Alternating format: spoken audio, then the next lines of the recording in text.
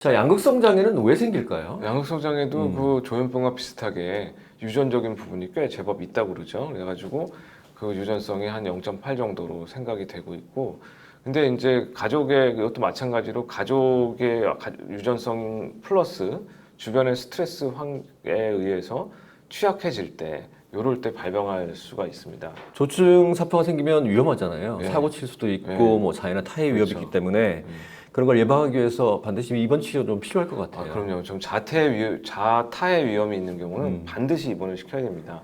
물론 이제 요새 입원시키기가 쉽지는 않지만 환자에 대해서 잘 설득을 해가지고 그 본인에 대해서 이제 안정을 시켜주면 또 입원이 가능하기도 하니까 입원을 시켜야 되고, 자타의 위험 말고도 망상이 심하고 또 환청 같은 어떤 그 정신병적 증상 같은 것들이 굉장히 있을 때는 반드시 입원시키는 게 중요하죠. 근데 양극성 장애에서 조증 사파인데도 정신병적 증상이 동반되는 경우가 왕왕 있어요. 그럼요. 꽤 네. 있죠. 그러니까 사실은 그런 경우는 입원시켜야 되는 경우가 많고, 그거 아니라도 돈을 너무 많이 쓰고 다녀가지고, 그리고 본인이 또 뭐 위험한 행동 같은 거 많이 하고 다니니까 그럴 때는 입원시켜야 되는 게 맞죠. 일단 조증을 또 가라앉히는데 말로 안 되잖아요. 네. 약물 치료가 반드시 필요한데 뭐 전통적인 기분 안정제도 있고 최근에 비정형 예, 그 항정신병 약물도 있고 설명을 좀 해주시죠. 네. 그 조증을 가라앉히는 데는 다양한 약물이 있습니다. 옛날에는 이제 우리가 얘기한 대 발프로게시드랑 그 다음에 이제 뭐 여러 리튬 같은 약을 썼는데, 그거 말고도 우리가 정신병에만 쓰는 건 아니고 비정형 항정신병 약물이라고 이런 걸 쓰고, 라모트리진이라는 걸 쓸 수 있고, 메틸페니데이트라는 약물 같은 걸 쓸 수가 있습니다. 근데 그거는 이제 우울증일 때도 쓸 수 있는 약이 있고 그 조증일 때도 쓸 수 있는데, 그 조증이든 우울증이든 라모트리진이라고 하는 약은 기분의 이렇게 기복이랄까요? 내 강도를 좀 줄여주는데 좀 도움이 된다고 해서 라모트리진도 많이 쓰고 있습니다. 이것도 이제 꾸준하게 약을 먹는 게 중요하잖아요. 예, 그렇죠. 조울증도 정말 그러니까 양성 장애도 약을 끊으면 거의 그럼요. 재발하더라고요. 예. 그리고 조현병은 옛날에 재발하면은 기능 저하가, 그러니까 삶의 질이나 아니면 본인의 할 수 있는 능력이 팍팍 떨어져가지고, 그게 이제 조현병의 특징이었는데, 조울병은 그래도 유지가 된다 그랬어요. 네. 저희 배울 때만 해도 그랬습니다. 근데 요새는 조현병하고 비슷하게 그렇게 많이는 아니지만 떨어진다 그래요. 재발을 하면 하면. 할수록 하면 아마 할수록. 뇌에 타격을 그렇죠. 입나 봐요. 재발을 하게 되면은 이게 연결이나 뭐 이런 뇌에 퇴행이 오기 때문에, 이런 파킨슨도 뇌 퇴행이 심하게 와가지고 못 움직이게 되는 거 아닙니까? 그런 정도까지는 아니지만은 이 약하게 뇌에 퇴행이 온다. 재발을 하게 되면 뇌에 독성이 생겨가지고, 이런 이론이 더 요새는 더 우세하고, 그렇기 때문에 기능 저하를 막기 위해서라도 약물을 꾸준하게 유지를 하라 그래요. 보통 우리가 자연적 코스로 보면 자연적인 조울병은 한 평생 동안 10번 정도 재발을 할 수 있다. 가능성이. 그러면 그 한 번 생기고 나서 한두 번 생기고 나서 빨리 막아야 어느 정도 증상이 생기더라도 약하게만 왔다 갔다 하면서 기능 저하를 막아주면, 이게 아무래도 삶의 질이나 여러 가지 기능 면에서 저하가 적기 때문에 이걸 꼭 우리가 하라고 이제 교육을 시키죠. 자, 급성기 때는 약을 좀 고용량을 쓸 테고 네. 그 다음에 이렇게 유지할 때 재발을 막기 위해서 네. 할 때는 약물을 조금 줄여서 유지 용량으로 맞습니다. 계속 쓰잖아요. 네.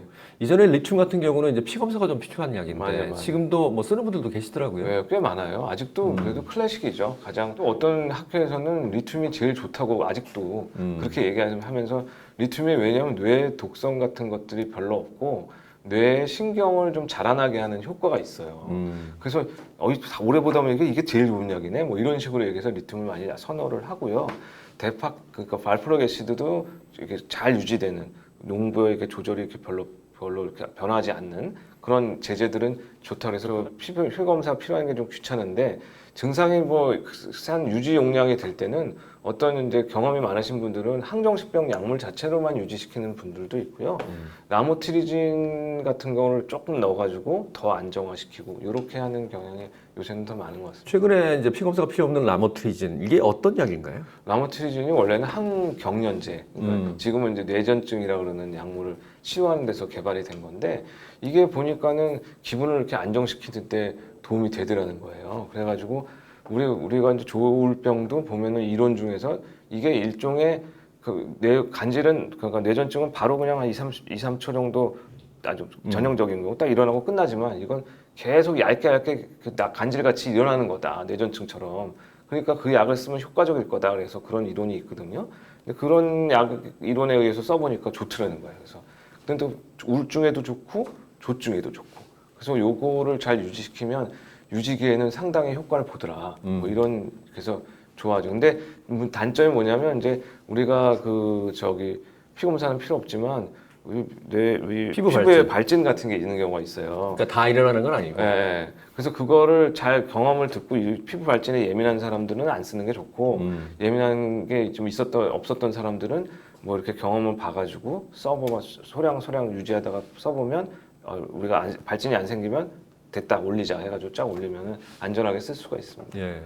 제 주위에 양극성 장애 환자라고 표현하면 이상하고요.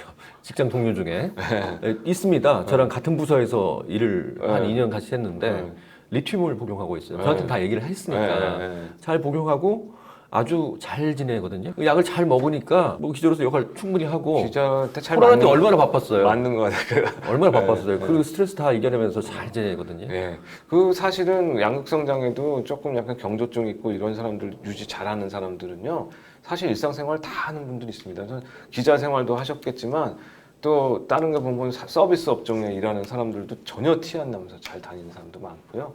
그러니까 이런 사람들이 병식이 있는 사람들은 역시 이렇게 좀 다르게 이렇게 치료가 달라지는 거 경과도 달라지는 경우가 많이 있는 것 같습니다. 그러니까 교육을 잘 받았더라고요. 그러니까 수면이 중요하다는 걸 알기 때문에 그거를 잘 지키려고 굉장히 노력을 해요. 기자. 그 양극성 환자는 이 수면 규칙적인 생활 무엇보다 중요하다면서요. 그렇죠. 이게 양극성 장애라는 건 사실은 알고 보면 몸의 리듬 장애예요.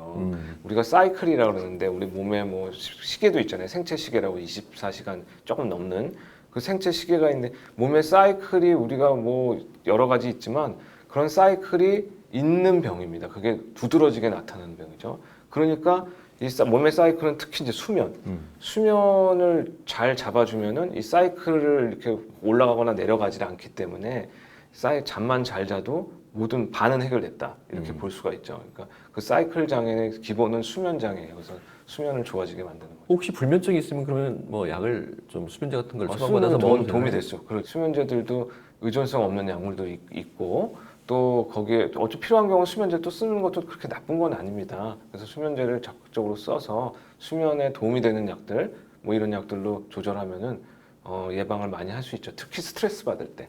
스트레스 받을 때 잠 못 자는 거를 이런 분들은 잠 못 자는 분들이 많은데 빨리 와서 약 받아서 빨리 주무시는 게 도움이 많이 됩니다. 뭐 의존성 없는 수면제가 있나요? 네, 심리적 의존은 좀 네. 있죠. 근데 얘 얘기는 이제 수면제라고 하지 않지만 수면에 도움되는 약들. 네, 그런 약들 있죠. 뭐 우리 코아타핀 같은 경우도 사실은 뭐 의존성은 공식적으로는 없잖아요. 그렇죠. 네, 그런 약물 먹으면 그러니까 부작용이 졸린 건데 그렇죠. 그 소량을 써서 수면제 역할을 할 수 해줄 수 있고 있는, 예. 그러면 의존성은 없죠. 원래 없는 약이니까 네. 의존성이. 그런 약으로 조절하면은 훨씬 좋을 병 환자 좋죠.